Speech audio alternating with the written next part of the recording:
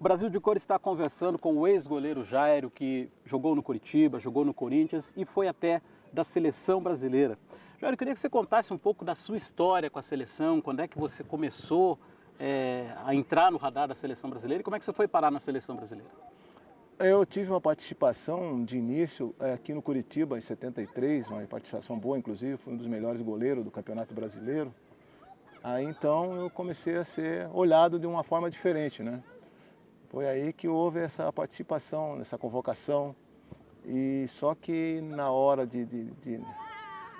na hora final, que realmente eu esperava que ia ser chamado, e porque nós éramos em 4 goleiros, era o Valdir, parece-me, eu não tenho certeza, mas parece-me que era o Valdir, Leão, o Wendel e eu. Só que o Wendel estava machucado, o joelho inclusive, eu estava com o joelho machucado, então eu tinha quase que certeza que eu iria, né, para a Alemanha em 74, porque eu era o terceiro goleiro no caso. Mas o Zagallo foi meu treinador no Fluminense, eu tive um problema com o Zagallo lá no Fluminense antes desse ano. Então o Zagallo realmente não quis me levar. Ele fez questão absoluta de levar o Wendel machucado, não podia nem treinar, inclusive com o grupo, e não me levou. Porque também houve assim por parte da imprensa aqui do Paraná, uma pressão grande para que eu fosse convocado, que eu fosse levar, né? Que me levassem também, né? Mas ele não admitiu, ele falava que ele era quem mandava e tal. Foi o que eu tive Você teve um problema com o Zagallo antes que você falou? Que problema que você teve com ele? Foi um desses problemas, inclusive no Fluminense, nós fomos campeão da Taça de Prata, quem assumiu foi o Zagallo. E o Zagallo de imediato já falou que os goleiros seriam o Félix, que era o titular, o Jorge Vitório, e eu seria o terceiro. Eu era o segundo goleiro na época. Então ele me passou para terceiro sem que houvesse um treinamento. Ele me conhecia, inclusive, mas ele me passou para terceiro goleiro. E começou a me podar nos treinamentos. Treinamento coletivo eu não participava, só fazia trabalho, fundamento, chute a gol, essas coisas eu participava, mas coletivo não. E uma coisa de graça, assim. Então, realmente, eu fui cobrar dele. Fui cobrar por que eu não estava participando e tal. E falei a ele que ele não mandava, que realmente não mandava, né? Porque isso aí é imposição de algum diretor, que você está fazendo isso, pronto, foi o que bastou. Aí ele falou, aqui quem manda sou eu e pronto, e você tá.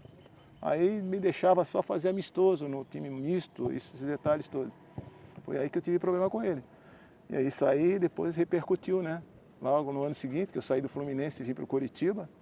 E depois comecei a aparecer aqui no Coritiba, 73, melhor goleiro do Campeonato Brasileiro, esses troços e tal. Aí ele não admitiu. Inclusive, quando faltava uma partida ou algumas partidas para a convocação final, nós jogamos em Recife contra o Coritiba contra o Santa Cruz e o Flamengo, que ele comandava o Flamengo, contra o Sport. Nós jogamos no sábado.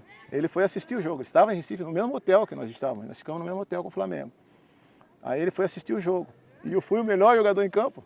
Nós ganhamos 2-1, tomei um gol de pênalti contra o Santa Cruz, nós ganhamos 2-1 e ele viu. Só que aí a pressão, o pessoal do Paraná aqui, o pessoal da rádio, televisão, começaram a pressionar. Então você viu, hoje ele está convocado, está resolvido, está isso.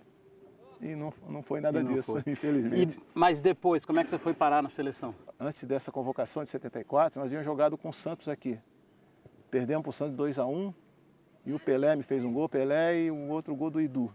Jonas, nós perdemos 2-1. Nesse jogo que eu comecei a ser visto lá em São Paulo, no Rio, como goleiro que estava em condição de ser convocado, porque o Pelé falou. Então eu devo a minha convocação, depois tudo ao Pelé, porque o Pelé começou a falar, olha, tem que olhar o goleiro lá do Coritiba, que é um goleiro bom, isso. Porque nesse jogo, chutava, pegava, ele batia, boa garoto, nas minhas costas, boa moleque, ele o tempo todo, boa. Nós perdemos 2-1 jogo, mas eu fui o melhor em campo, tenho um troféu até hoje. 72, o troféu pequeno lá, que é o melhor jogador da partida. E graças ao Pelé eu fui convocado. E então aconteceu isso aí em 74. Depois de 76, nós fomos com aquela excursão que o Brasil fez para os Estados Unidos, que era o bicentenário. Nós fomos para Seattle, nós estávamos em Seattle. Aí o Pelé foi nos visitar a seleção brasileira lá, que ele já estava lá no Cosme, nos Estados Unidos. Então quando ele me viu, ele falou assim, poxa, poxa, finalmente lembraram de você. Eu digo, graças a você, né, velho? Porque ele que praticamente me convocou para a seleção. Então, essa época aí eu peguei, fiquei, joguei umas partidas, entrei numa em Assunção, depois joguei uma partida contra o Uruguai, no Maracanã, entrei contra a Universidade do México lá, que nós jogamos em um amistoso, em Guadalajara. E aí comecei a fazer assim, dessa forma na seleção. Só que eu não era titular, porque nós tínhamos, infelizmente, tinha o Leão, era um dos melhores goleiros do país na época. Nós tínhamos o Manga, nós tínhamos o Valdir Pérez, esses eram os goleiros da época, sabe? Mas ainda assim você conseguiu ter, digamos, o gostinho de jogar com a camisa da seleção, gostei, né? Deve ser uma sensação gosto, fantástica. E foi realmente uma sensação muito fantástica, mesmo porque na época nós jogadores mesmo pensávamos dessa forma, que jogar na seleção é o topo, né? É o máximo que você pode alcançar. E eu consegui, joguei na seleção, joguei umas partidas, não muitas, mas foram 3, mas estava sempre junto, né? Na reserva e tal, mas estava sempre junto.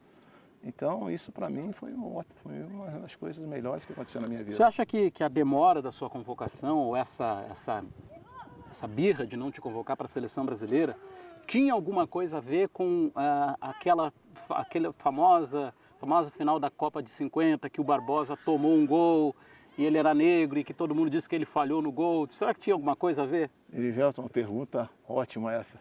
Realmente aconteceu isso. Mesmo porque eu passei isso o tempo todo ouvindo por parte de alguns da crônica esportiva do São Paulo, do Rio, falando que goleiro, para ser goleiro de seleção brasileira, tinha que ser loiro e de olhos azuis. Então, como é que eu iria ser goleiro da seleção? De forma nenhuma. E isso aconteceu mesmo, porque sempre falavam, digo, o Barbosa é um dos motivos, o Negrão era negro e tal, e de repente não deu certo na seleção. E eu tenho certeza absoluta, porque eu vi os gols de 50, né? Que passava os tapes de quando lá. Ele não falhou no gol, porque não foi contra o Uruguai, né? Que nós tomamos esse gol, que o Uruguai foi campeão. A bola foi em cima dele, um chute a queima-roupa. A bola passou entre ele e a trave, mas normalmente eles falam que o goleiro falha. O goleiro falhou quando toma gol entre ele e a trave. Mas esse não foi, porque era muito próximo. Se ele tivesse mais 10 centímetros de mão, se pudesse ter pego. Então, isso aconteceu muito na minha vida. Eu ouvi muito isso, que um negro não podia ser goleiro de seleção brasileira. Isso eu ouvi muitas vezes até. Hoje, felizmente, isso não existe mais, né? Acabou, aí quando começou a jogar o Dida, né? Depois o Jefferson, então isso já foi... Eu acho que, não sei se eles ouvem alguma coisa nesse sentido, porque eu ouvia na época. Eu acho que a eles acho que não, porque já mudou, né? Que o Dida foi um cara que jogou na seleção brasileira e tinha uma moral tremenda, né? E eu gostava muito, sempre fui fã dele, do Dida. Então, ele era um goleiro muito frio, era um goleiro tranquilíssimo, um bom goleiro, tranquilo, extremamente frio, né? Então, você também tinha essa fama de ser um goleiro frio, né? Eu também. Tinha pessoas que falavam que eu era exageradamente frio. Digo, mas é preciso, né? Você tem que ser certos momentos que você não pode... Às vezes não estava tão frio assim como aparentava, mas às vezes você tem que demonstrar às pessoas que você está tranquilo, né?